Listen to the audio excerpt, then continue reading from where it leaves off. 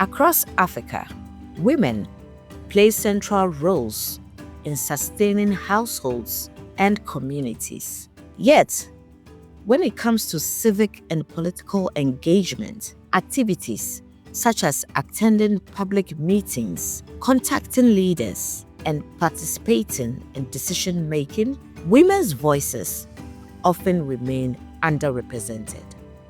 Consider a rural council area outside Mashuru in the Kingdom of Lesotho. A group of women gather early in the morning before the demands of the day take over. They meet not as a formal organization, but as neighbors who share responsibilities for fetching water, managing household finances, and caring for children and elderly relatives. Today, they are preparing to approach their local councillor about persistent water shortages. One woman explains that the community meetings where these issues are discussed typically take place in the evening, a time when she is preparing food or managing childcare. Another mentions that when she has attended, discussions were dominated by men who were more comfortable speaking publicly and who often had access to more information beforehand. Their concerns are clear and evidence-based. Their capacity to contribute is strong, but their ability to participate fully is constrained by factors that have little to do with motivation and everything to do with the practical realities of their lives.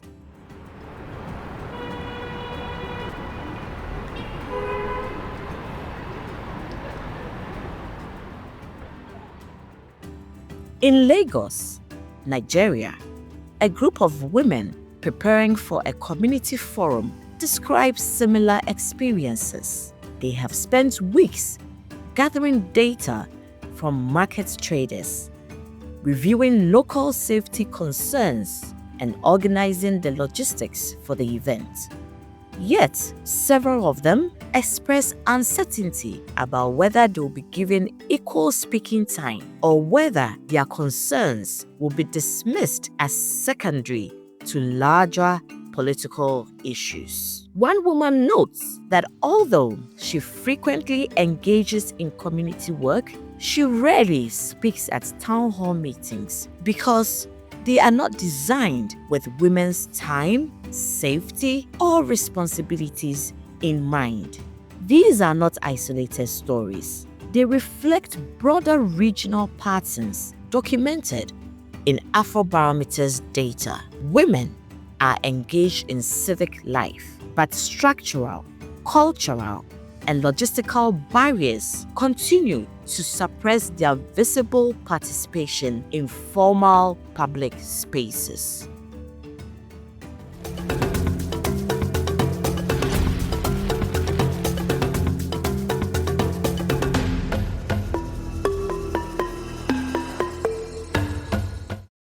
Welcome to Voices Africa, a podcast from Afrobarometer. I'm your host, Shannon Van Veek Kosa. The experiences we've just heard reflect a consistent pattern across the continent. Afrobarometer's 2025 flagship report shows that women participate at lower rates than men in nearly every measured form of civic and political engagement, from attending community meetings to contacting elected officials, joining civic groups, and taking part in protests. These gaps are not the result of lower interest or capability.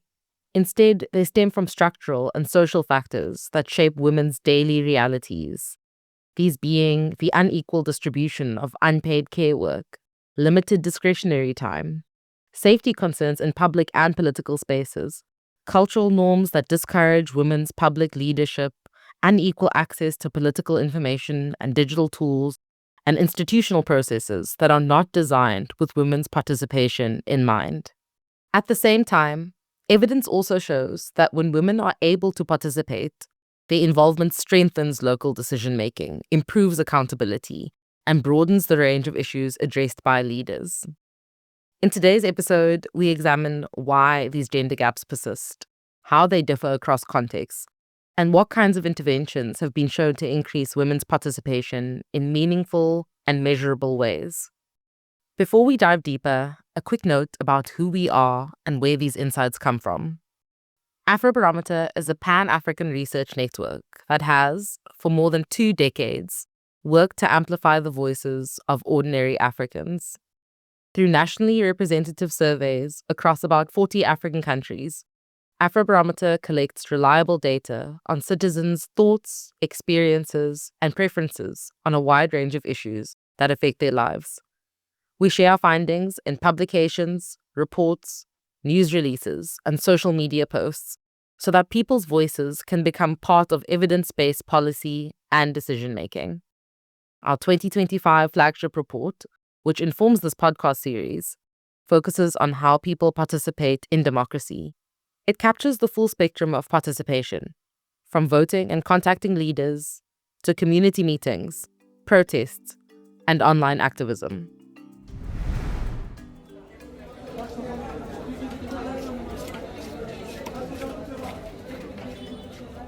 In Botswana, a market trader and community volunteer explains why she avoided public meetings for years. This experience reflects a common pattern. Meeting schedules and formats often align with men's availability, not women's. When meetings in her district were shifted to earlier time slots, women's attendance increased substantially. In northern Ghana, a women's advocacy group began monitoring school infrastructure. They found that the lack of adequate sanitation facilities disproportionately affected girls' attendance. The group gathered evidence, convened discussions with district officials, and pushed for budget reallocation. Within months, new sanitation blocks were installed.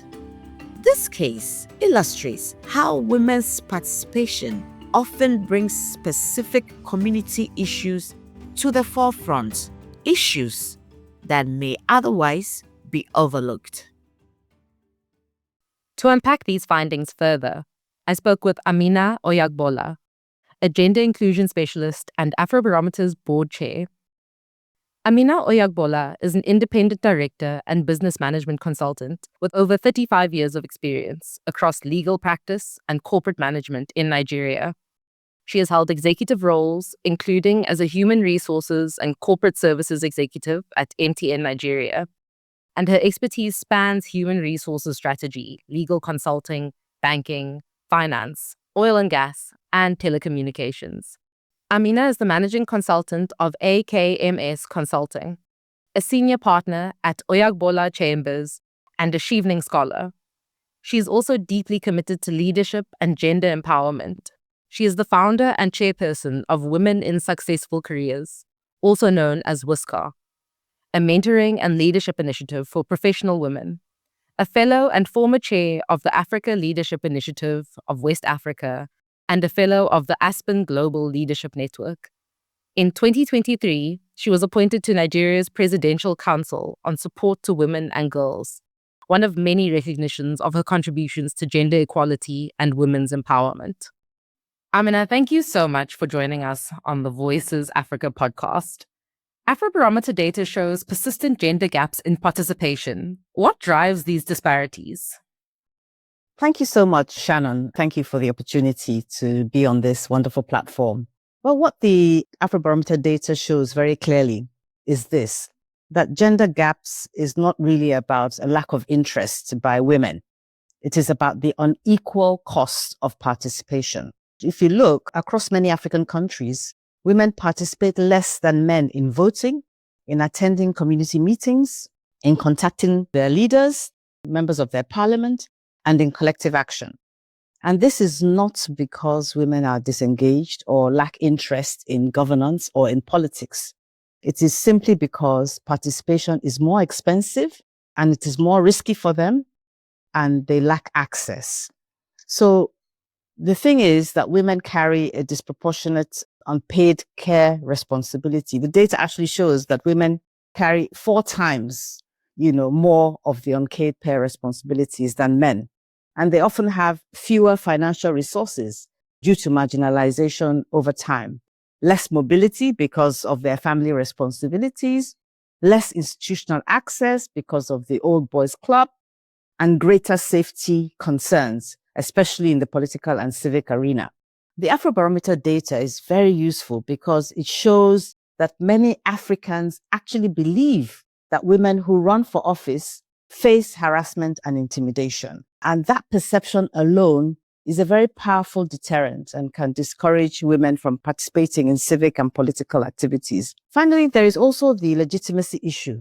In many environments and contexts within Africa, women are still socialized to be submissive, to defer, to be cautious in public spaces, and to see politics as a purely male territory. We also see this dynamic very clearly in leadership pipelines. In Nigeria and across much of Africa, women are well represented, you'll find, in corporate arena, at entry level and at early career levels across sectors.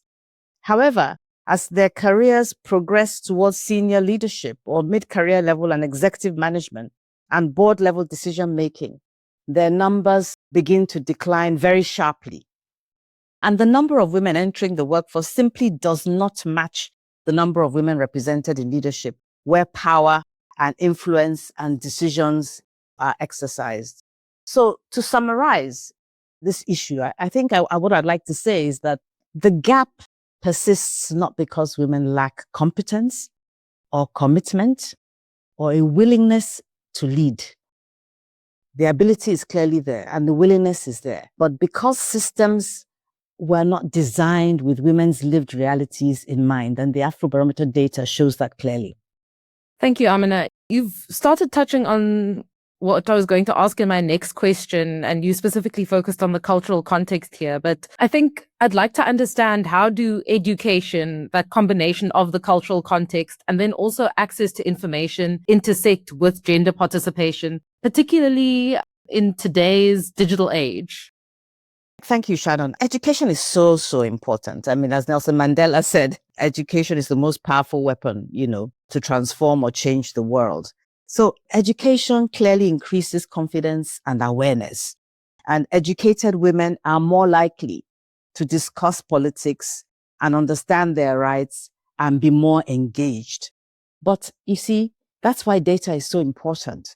The Afrobarometer data shows very clearly that education alone is not enough. In deeply patriarchal contexts, and that is the case in many African countries on the continent, even educated women face resistance.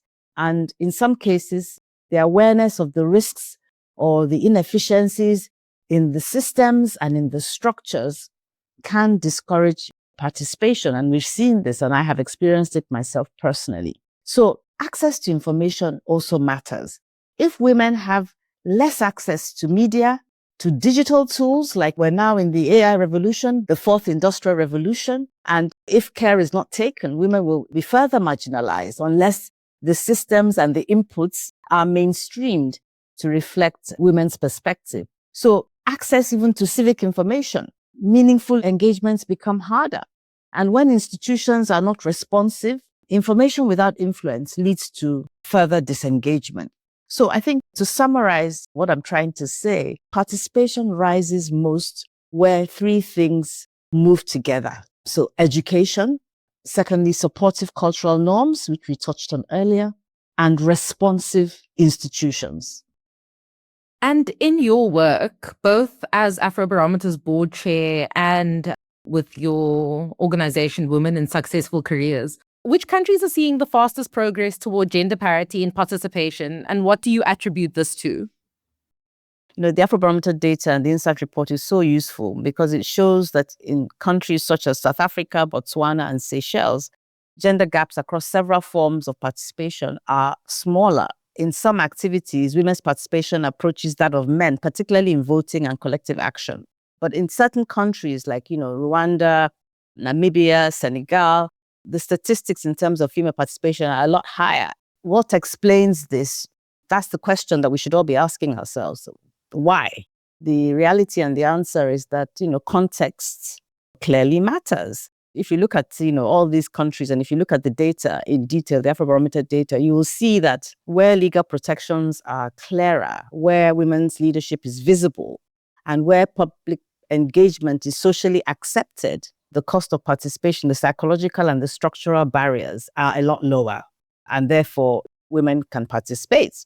So for me, the lesson is simple. Progress in terms of closing gender gaps, in terms of gender parity, does not happen by accident.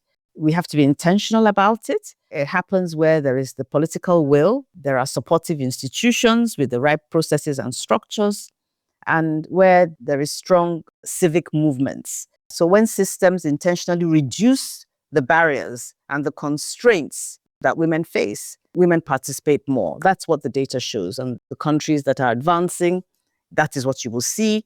The countries that are lagging behind, including my own country, Nigeria, where we have all the legal frameworks and have signed up to all the international protocols. Yet, in a country with over 230 million people at the National Assembly, the number of women who are politically active is under 5%, which is extremely dismal. Amina, you've spoken about the importance of women's participation at every level of governance.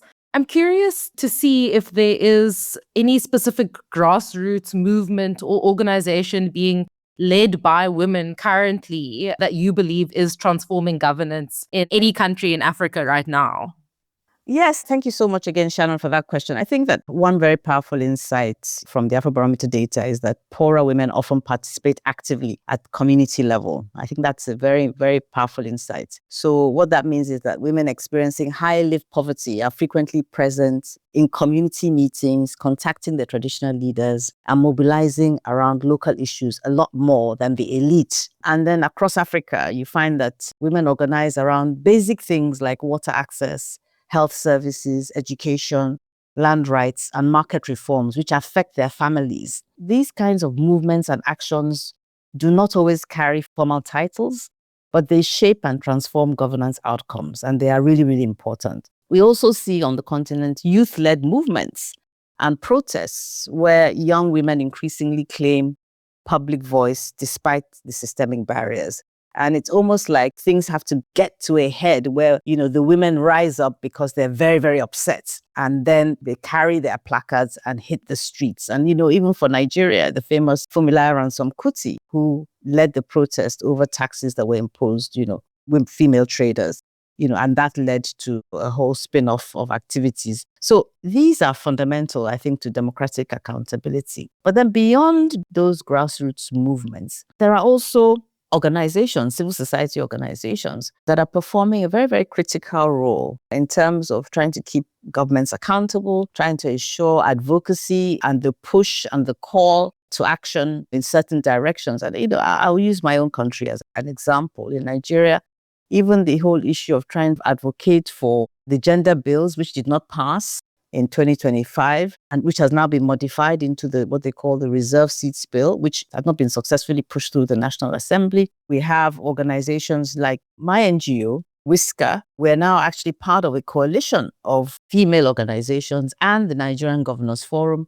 So there's a coalition of WISCA, WIMBIS, WILAN, and the Nigerian Governors Forum. The Nigerian Governors Forum is a forum that is represented by all the governors in the 36 states of Nigeria. And we're advocating for change, pushing for change. In this particular case, we're advocating for a minimum of 35% female representation in the private sector and in the public sector. We're also advocating for labor reforms around maternity and paternity leave, which center around this whole issue of, the unpaid care work, which, women are predominantly burdened with. These things affect, women's ability to engage fully in the workplace and also to accelerate their advancement up the ladder. At Whisker, which is Women in Successful Careers, we engage in mentorship, structured mentorship, and also focusing on leadership development and capacity building, which help to move women from corporate roles into also public leadership roles on boards, commissions, and reform committees.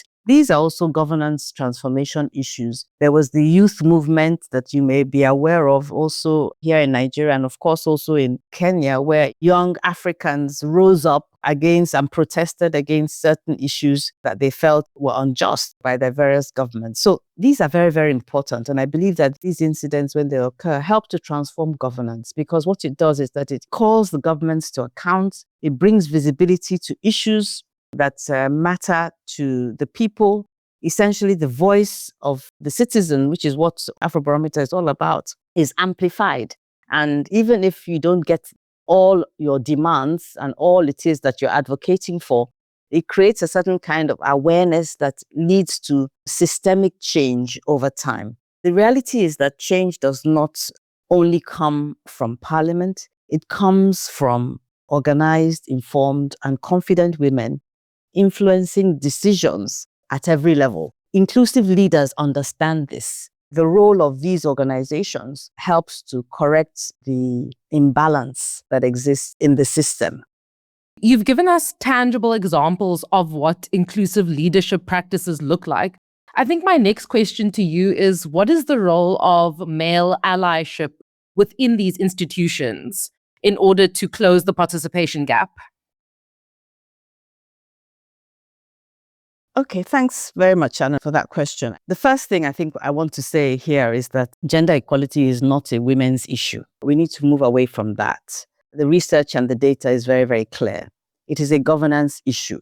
It makes smart business sense. It is smart economics. Male allies can do a lot to change the landscape. You know, they can sponsor women into leadership roles. They can insist on inclusive panels and boards. They can nominate or appoint women for high-stakes assignment and challenge exclusionary behavior that they observe. And they need to do this not quietly, but publicly, so that there's a contagion effect and behaviors and cultures begin to change. The truth is that institutions have to move beyond the rhetoric and the talk. Gender targets, accountability, safe reporting systems, and transparent selection processes matter. Organizations that are led by whether men or women must intentionally redesign their systems. The architecture that exists and that has been historically in place needs to change fundamentally. We need to build a new house. So the recruitment processes, the promotion pathways, the board appointments, and the policy consultations, need to change so that women are not treated as exceptions, but as expected contributors to leadership and governance. Gender desks exist, like for instance, in my country, gender desks exist in every ministry, department, and agency of government. But are they well funded? Do they have budgets? I mean, gender desks without budgets and the allocation of resources, they change nothing, because you can't do anything. Without a monitoring and evaluation mechanism, how do you implement? How do you drive change? How do you track progress? It requires men and institutions to move from the talk and the rhetoric and passive support to being actively responsible leaders of reform and the change that we want to see. So to sort of round up, I think participation gaps only close when leadership becomes intentional about sharing power and when women's voices become mainstream and embedded in how governance works. This approach, essentially, that I am articulating, treats women's leadership as a public good, not as a women's issue, as a public good that benefits all stakeholders, essentially everyone, male and female. When leadership development is rooted in integrity, is rooted in service and in responsibility beyond self, the impact extends beyond individual advancement to stronger institutions, to better governance, to a good society, and for the betterment of all. So when inclusion becomes systemic, which is what we're talking about, institutions become stronger, more legitimate, and more sustainable. And that's where I'm hoping that we will see ourselves, on the African continent in the future, in the years ahead. I would like to see certain shifts, major changes on the African continent. I'd just like to close by saying that I believe that Africa's democracy cannot reach its full potential while half of its citizens remain underrepresented. Gender equality is not a favor to women. I repeat, gender equality is not a favor to women. It is a strategic investment in better governance, a strategic investment in better development. It is a strategic investment in our collective and shared prosperity. And it is a strategic investment in the aspirations of our people on the African continent. I'm very, very passionate about this. It is also, an issue of equity, it's an issue of justice and equal rights for every human being. So it really should not matter whether you are male or female. The only consideration should be, because we are biologically different and women have a huge responsibility in terms of procreation, so the necessary infrastructure needs to be put in place for women to be able to meet those family and civic responsibilities and duties, whilst ensuring that they're still able and enabled to be able to contribute effectively to the family's prosperity, the community's prosperity, and the prosperity of the larger society in terms of their economic inclusion and participation. Women's participation in civic and political life remains uneven, not because women lack interest or capacity, but because the environment around them is less enabling. The evidence shows that when barriers are removed, whether logistical, cultural, or institutional, women participate at levels equal to or higher than men. Improving inclusion requires structural adjustments, such as shifting meeting times, designing safer public spaces, increasing access to political information, supporting women's groups and leadership pipelines, and encouraging men to share domestic responsibilities. Ultimately, strengthening women's participation strengthens democracy. It broadens the range of issues that receive attention and increases accountability at all levels. Closing the gender gap is not only a matter of fairness, it's also a matter of effectiveness. I'm Shannon van Wyk Kosa, and this is Voices Africa, a podcast from Afrobarometer. Join us next time as we explore the connection between democratic equality, trust, and participation, and why citizens are more engaged when they believe their governments are responsive. To read Afrobarometer's 2025 flagship report on citizen engagement, visit afrobarometer.org.